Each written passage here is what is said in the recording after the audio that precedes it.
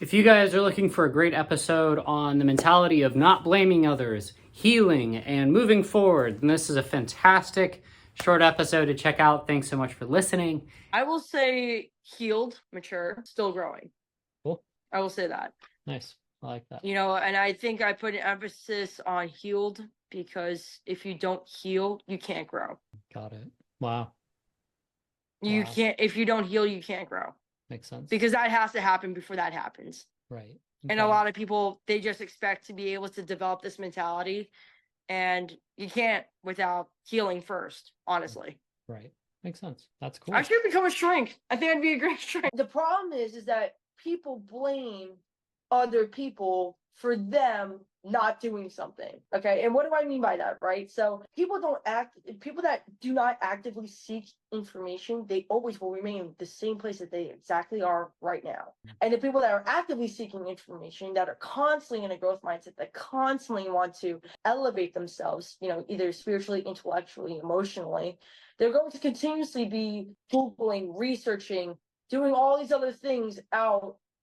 And that's a distinction between basic humanity and the world that we live in now. Information has never been more accessible than it is right now. This, being an entrepreneur, is intended risk for me. And I knew that going into this, because there is no certainty with entrepreneurship. You see how many businesses fail? The statistic in sole proprietorships within the first year or 3 first years of operations is 90% of sole proprietorships or small LLCs, they fail.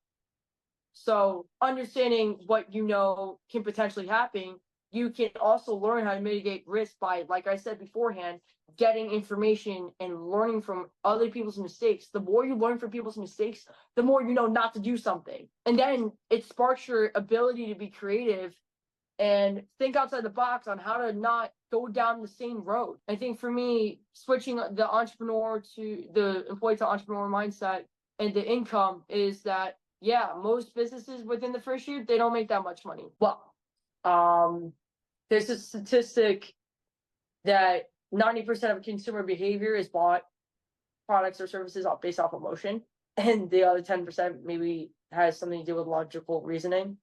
Something that they desperately needed, like something like to fix a car or something like that. But a lot of the, you know, things in life, they're bought based off emotion.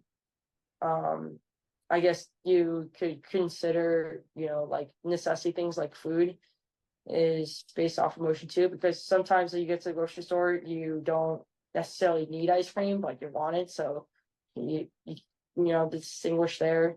But that's just an example. Sarah, thank you so much for your time and doing that. I really appreciate you guys for being here, and I hope you all have a wonderful, wonderful day. Cheers.